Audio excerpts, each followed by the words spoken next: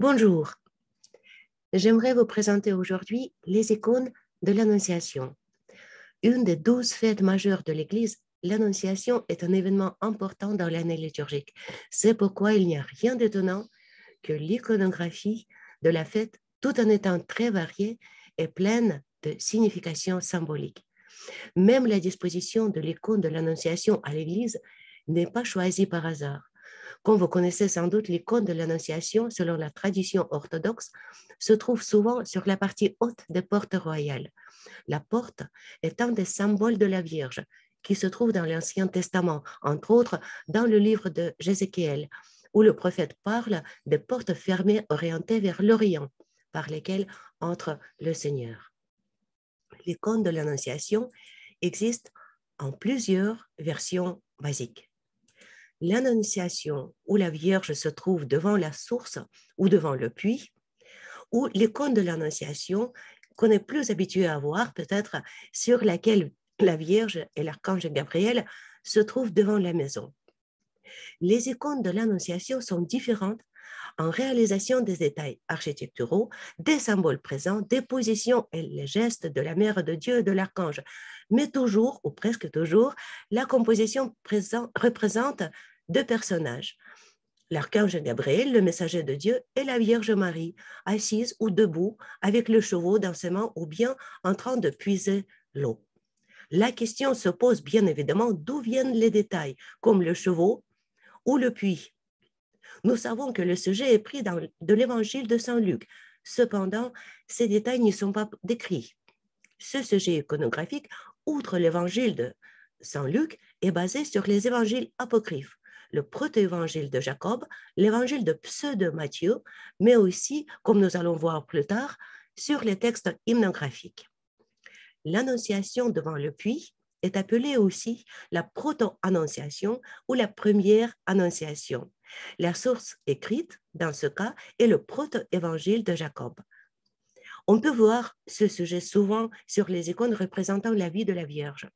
On voit la Vierge venue puiser de l'eau à la source, tournée vers l'archange qui arrive vers elle en volant.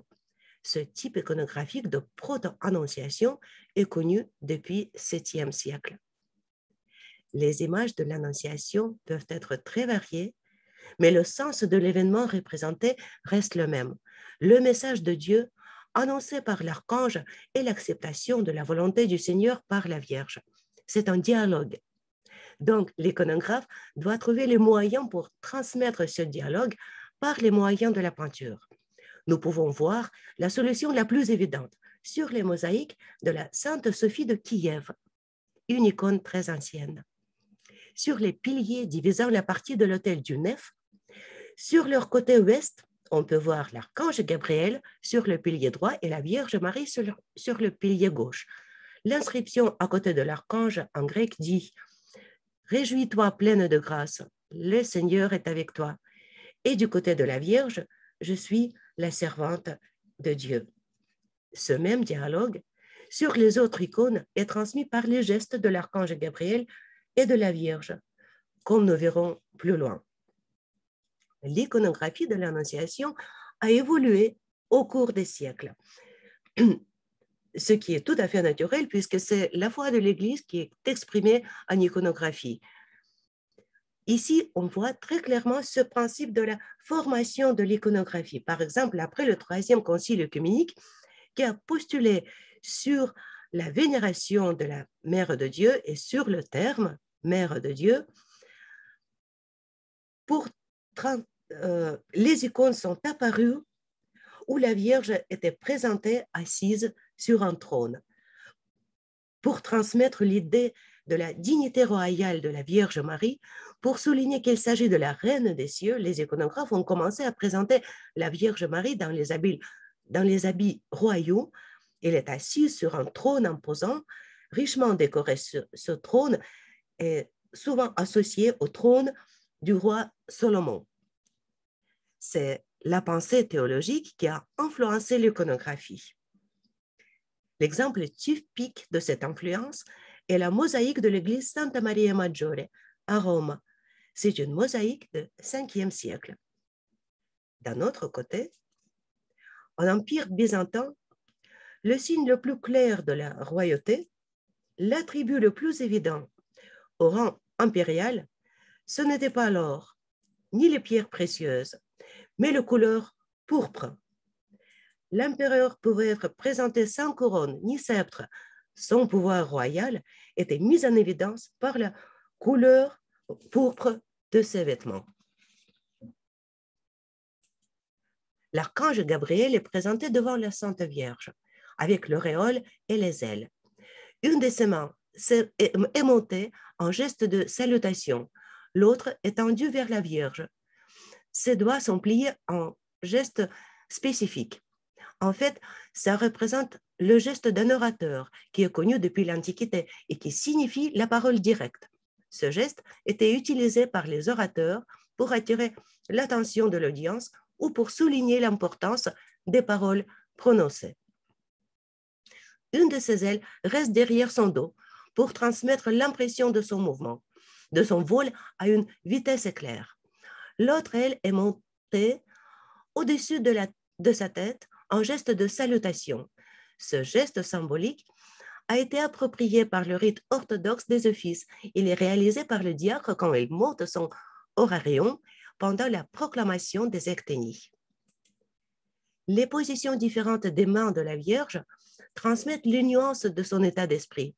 Sa main droite peut être repliée sur sa poitrine, comme pendant la prière.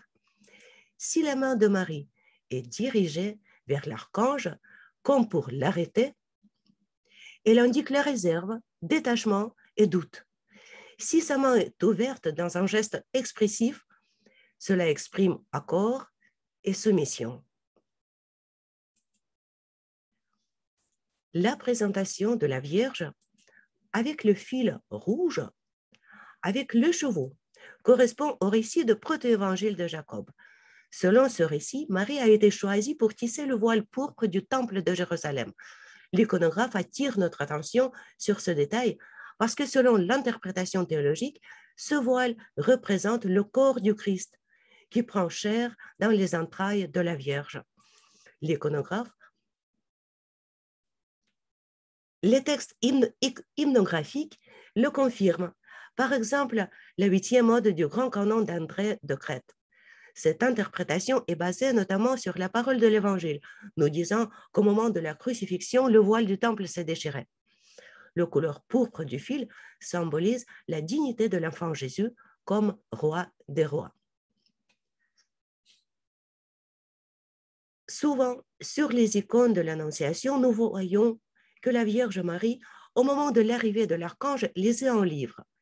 C'était bien entendu la Sainte Écriture, le plus précisément le livre de prophète Isaïe. Sur certaines icônes, on peut même voir les paroles écrites.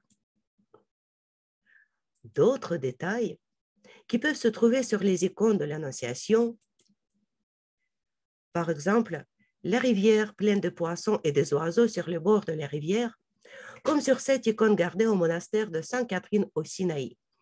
Cette rivière symbolise le paradis.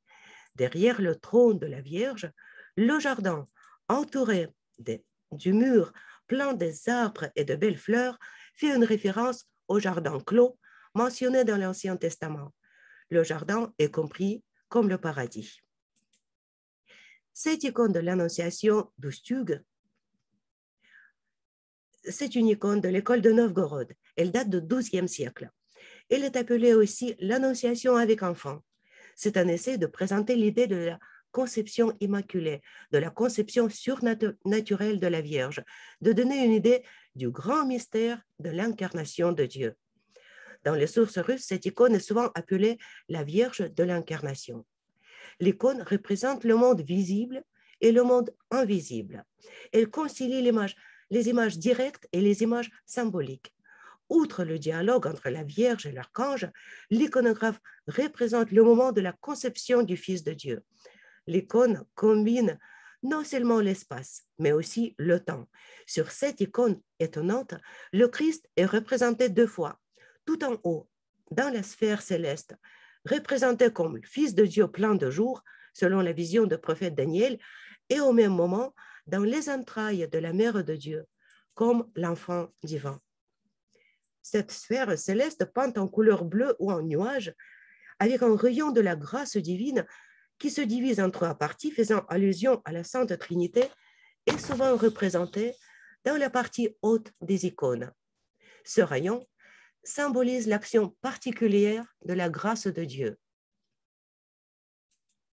Les détails architecturaux indiquent l'endroit où la rencontre de la Vierge et de l'archange Gabriel a eu lieu. Le voile de couleur rouge qui se trouve entre les édifices peut être vu comme une indication de l'événement qui historiquement a eu lieu à l'intérieur du bâtiment et qui est présenté à l'extérieur devant la maison, parce que l'événement présenté dépasse le temps et l'espace. Ce voile indique aussi la présence de la grâce divine, l'intervention de l'action de Dieu. La bonne nouvelle, annoncée par l'archange Gabriel à la Vierge Marie, ce n'est pas simplement l'illustration de l'événement décrit dans l'évangile de Saint Luc. C'est le grand symbole de la coopération, de la synergie de Dieu et de l'homme. Dieu ne veut pas nous contraindre à accepter sa volonté.